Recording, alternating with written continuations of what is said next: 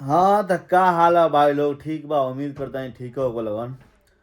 आज रमजान के पहला रोजा है। हमने सेहरी खा के सुत गनी सन। अभी ना अबे टाइम कितना होता है हम तो नहीं दिखा दी, 11 बजे वाला बा।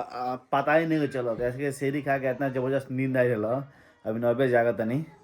चलते नहीं बाहर के देखी माहौल के तरफ और टेंट वगैरह बनाई रहा। कुछ बारात वगैरह आई रहा। बाकी है ना कितना जबरदस्त व्यू होता, कितना हरा भरा चीज़, कितना अच्छा लगा था हरा भरा चीज़। काल हमने कही कार्गो आई, जैसे हम आई नहीं तो कार्गो कैले नहीं तो आज पहुँचल बा बराबर 4 महीना बाद कार्गो पहुँचल।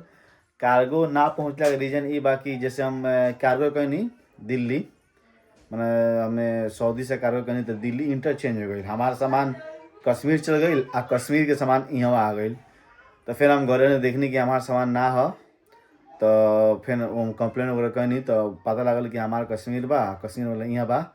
तो ये मतलब ये करे में चेंज वगैरह करे में पूरा 4 महीना लग गई बा टोटल टाइम लेके। तो हमने के छत वगैरह ढलाई तो वही में पाइप वगैरह डाल देनी सन।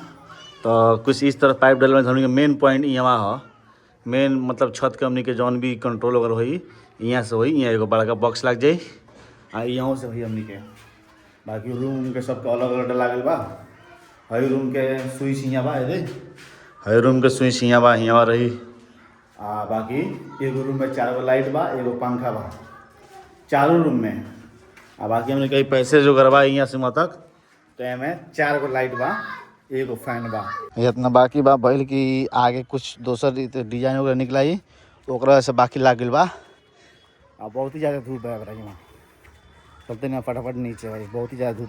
तो आज से रमज़ान चालू हो गया, आज से का कल ही से चालू हो गया सऊदी में। आज हमनी के रमज़ान के पहला रोज़ा रहा। सऊदी में आज शायद दूसरा रोज़ा हो जाए। तो आज से डेली ब्लॉगिंग हुई। रमज़ान में हम सेहरी खा के आसूद के नहीं, मतलब कि इतना ज़्यादा नींद आता और धूप भी जगह कितना ज़्यादा निकल धूप।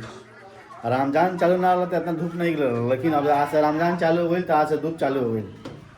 तो ये रहा आज के एक छोटा सा ब्लॉग। अब मिलते निकाल नए ब्लॉग में नए वीडियो के साथ। ओके भाई।